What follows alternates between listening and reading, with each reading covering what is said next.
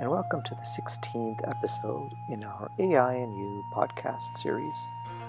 Today is Wednesday, October 14th, 2020, and I'm your host, Vikar Saidi. I'm a computer scientist and engineer, a lecturer, and a consultant. I'm also the author of several books.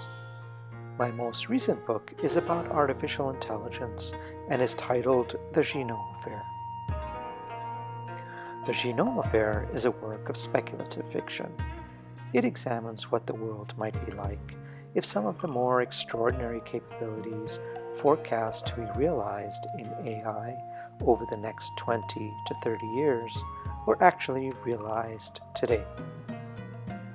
Given the growing list of frightening existential threats humankind now faces, the book pays particular attention to the impact AI is expected to have on world affairs.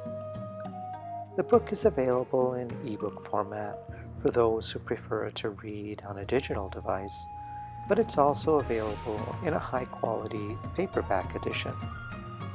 The Genome Affair is available on Amazon, so I hope you'll take the time to read it and to leave a review. Book reviews are tremendously helpful for writers. I'm available to give talks on artificial intelligence and its related technologies, and on the impact AI is expected to have on our world. If you'd like to get in touch with me to arrange a web-based event or consulting meeting with your company or organization, you can find my contact info in the podcast notes below. And now, on to today's podcast. In our last podcast, episode 15, I spoke about artificial intelligence, consciousness, and the future of Homo sapiens. In today's podcast, episode 16, I'll be talking about artificial intelligence and its implications for the political environment in America. Let's get started.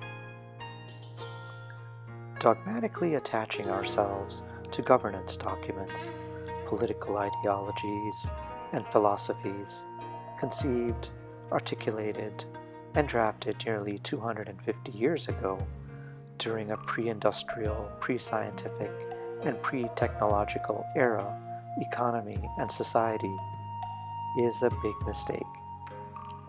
Doctrinal attachment in the face of change has always shown itself to be irrational at best, and more often deeply self-destructive over the long term. The idea of the modern liberal democracy was first conceived during the Age of Enlightenment, a time when most societies were ruled by monarchs and the aristocracy. But this ideology desperately needs a 21st century rewriting that recognizes and incorporates the realities of Western societies, countries that are now perched on the cusp of the Fourth Industrial Revolution. This rewrite is needed very soon, since authoritarian states, including China and Russia, clearly see the disintegration of Western liberal democracy and are using artificial intelligence, data science, and other related technologies of our age to exploit the fractures in our governance to the maximum extent possible. In just the past 5 years, the Chinese Communist Party has devoted billions in state resources to ensure that their academic institutions and companies are executing on a carefully orchestrated strategic and tactical plan that has brought them to the forefront of the world's leading players in artificial intelligence. 5 years ago, they were in a very nascent stage, and today they are just behind America as the world's number 2 powerhouse in AI. With this move, the Chinese have become mystics.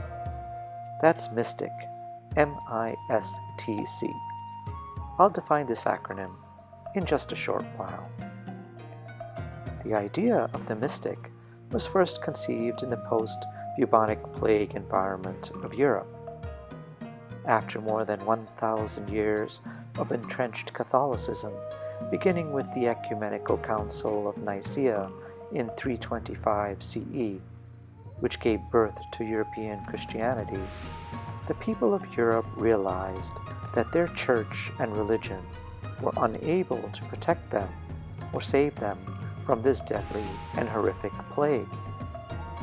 Many towns and cities lost 30, 50, and even 70% of their citizens to the Black Death, and the only place the townspeople could turn to for consolation and guidance was the church and its pope, cardinals, bishops, and priests.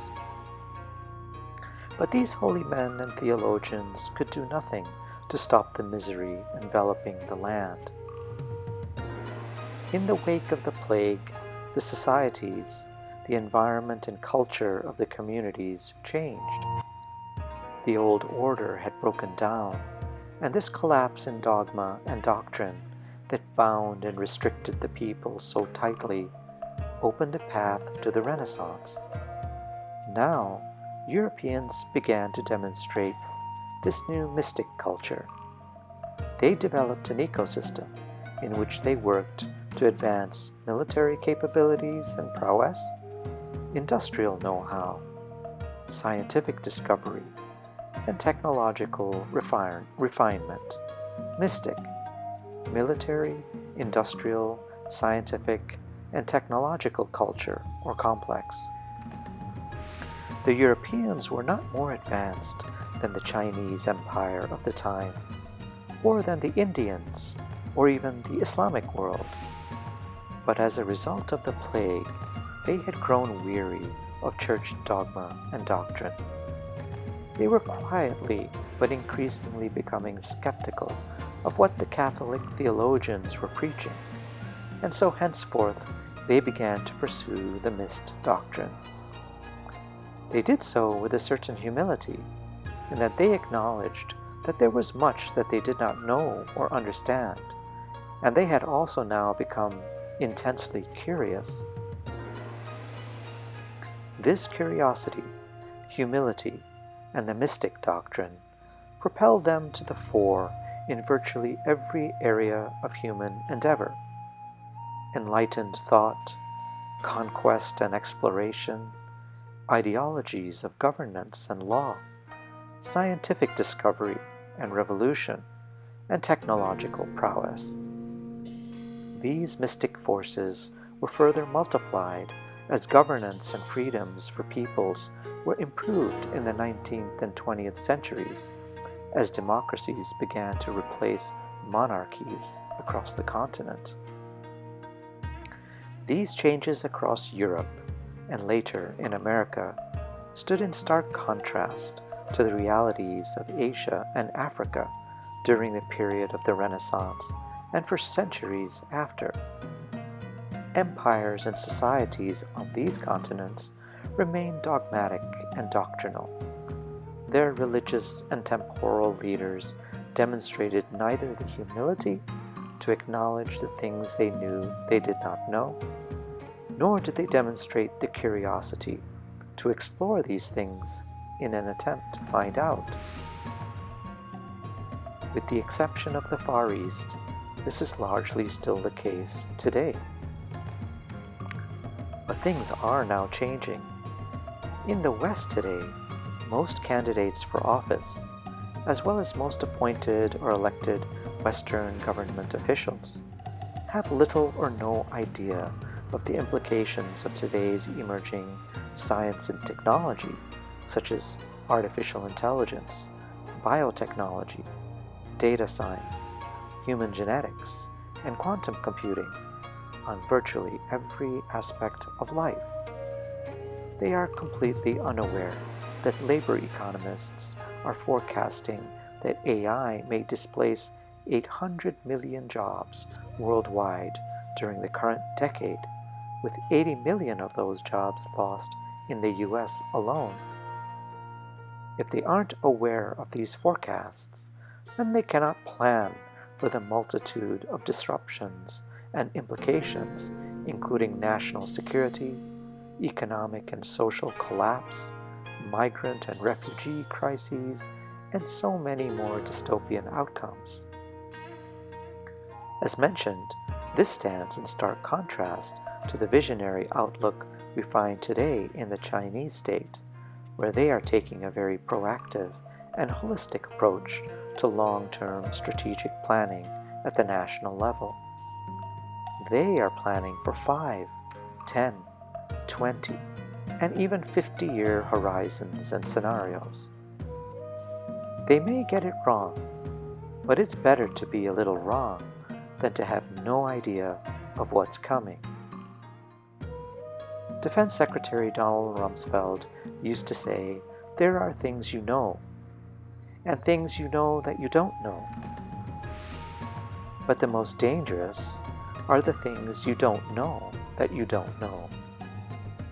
Judging from what we hear from our leaders in all branches of government, they fall into this third and most frightening category. And these are the people that are setting our nation's economic, political, and social agenda. As we watched the recent presidential and vice presidential debates together, we have observed that our leaders never mentioned terms like artificial intelligence, biotechnology, surveillance capitalism, quantum computing, and so many more. Perhaps they are just too old, and they can no longer really comprehend the threat these technologies pose from an economic or national security perspective. Winston Churchill once said that democracy is the worst form of governance humankind has ever conceived, with the exception of all other ideologies of governance that preceded it. The greatest argument against democracy, he went on to say, is to spend 5 minutes talking to the average citizen. For example, the day after the Brexit referendum in June of 2016, the number one search item on Google in the UK was, "What is Brexit?"